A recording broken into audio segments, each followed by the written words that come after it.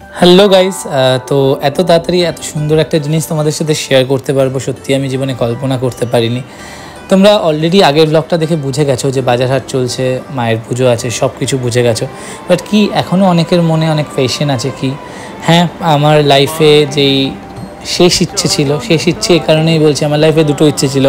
একটা হলো মায়ের মূর্তি প্রতিষ্ঠা করা, আর সেকেন্ড ইচ্ছে হলো মায়ের মন্দির হবে। প্রপার তো জমি কিনে মন্দির করতে পারলাম না এই জন্মে, তো তাই নিজের বাড়িতেই চেষ্টা করেছি বাড়ির সবথেকে বেস্ট জায়গাটা যাতে মা থাকতে পারে সেই ব্যবস্থা করে। তো হ্যাঁ, এটা প্রসন্নময়ী নতুন মন্দির, নতুন নবনির্মিত মায়ের ঘর। অক্ষয় তৃতীয়ার দিন মায়ের শুভ প্রতিষ্ঠা হয়েছে, অপূর্ব লাগছিল মাকে। কিন্তু সে সত্যি মায়ের কাছে খুব ব্লেসড, মা যে এত তাড়াতাড়ি আমার মনের কথা শুনেছে, এত তাড়াতাড়ি যে সবটা সম্ভব হয়েছে। এবং সত্যি মাকে বোধহয় সেদিন এত মিষ্টি লাগছিল, সবাই বলেছে। আমি সকলকে জানাইনি, সকলকে সারপ্রাইজ দেবো বলে, সকলকে ডিরেক্টলি লাইভে দেখাবো বলে আমি সমস্ত ভিডিও করে রেখেছি, তোমাদের সাথে শেয়ার করব। ধীরে ধীরে তোমরা সব ভিডিও আস্তে আস্তে দেখতে পাবে। আজকে শুধু মাকে দেখো, মায়ের মুখ দেখো। জানি না আমি কি বলবো, আমি এতটাই আনন্দিত না, মানে জীবনের সব কিছু পেয়ে গেছি, সত্যি সব কিছু পেয়ে গেছি। এবার জীবনে আর কিছু পাওয়ার নেই, ঠিক আছে? এবার যদি চলে যেতে পারি না, তাতে আমি হাসি মুখে চলে যেতে পারবো, কেন মা আমাকে সব দিয়েছেন। সব থেকে বড় কথা, কৃপা করে মা নিজে প্রতিষ্ঠিত হয়েছেন। আমি থাকবো না, আমরা কেউই থাকবো না, কিন্তু মা থেকে যাবে, মায়ের মূর্তি থেকে যাবে। এর থেকে বড় বোধ হয় আর কিছু হয় না। তাই আজ মায়ের সামনে হয়তো ফল বলি হচ্ছে, কিন্তু মা যদি চান কোনো না কোনো একদিন ঠিক পশু বলিও হবে, কারণ ভগবতী তো বলি প্রিয়া। তো সেদিন আয়োজন করেছিলাম, যথাসামান্য চেষ্টা করেছিলাম। আমি আমার রিলেটিভদের খুব একটা বা বন্ধুবান্ধবদের খুব একটা ডাকিনি।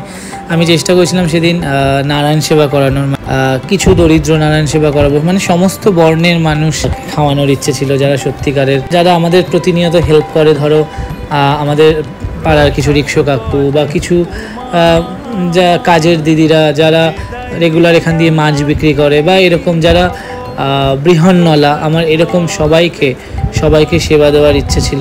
তো ফাইনালি সেই ইচ্ছেটাও পূরণ হয়েছে। এবং ওই দিন দুপুরে ওইরই ব্যবস্থা করেছিলাম আমরা, মোটামুটি প্রায় 60 থেকে 70 জন মানুষকে এই সেবা দিতে পেরেছি মায়ের কৃপায়। আমি সত্যি ভাবতে পারিনি এতটা সহজে, এতটা তাড়াতাড়ি সবটা সম্ভব হবে। সবটাই সত্যি হয়েছে মায়ের জন্য।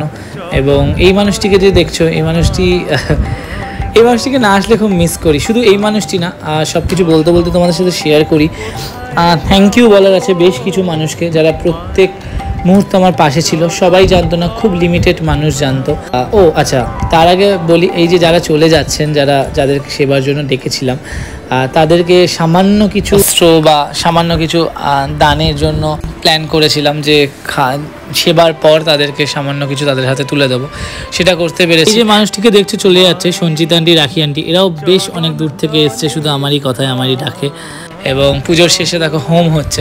যাই হোক, যেটা বলতে যাচ্ছিলাম সেটা হলো, আমার যেই সকল মানুষদের ছাড়া সব কিছু ইনকমপ্লিট ছিল। ফার্স্ট অফ অল হলো সুমন, সায়ক, তুষার, আমার বাবা মা, সব থেকে বড় ব্যাপার। আর যারা আমাকে সাপোর্ট করেছে, মেন্টালি সাপোর্ট, সব কিছু সাপোর্ট করেছে, যে না এগো, সব পারবি, মা চাইলে সব সম্ভব। অবশ্যই মহারাজকেও আমি থ্যাংক ইউ বলতে চাই, আদ্যাপীঠের মহারাজকে। তিনিও আমাকে হেল্প করেছেন। আমার গুরুবাড়ির যিনি আছেন, তিনি আমাকে সাহস জুগিয়েছেন।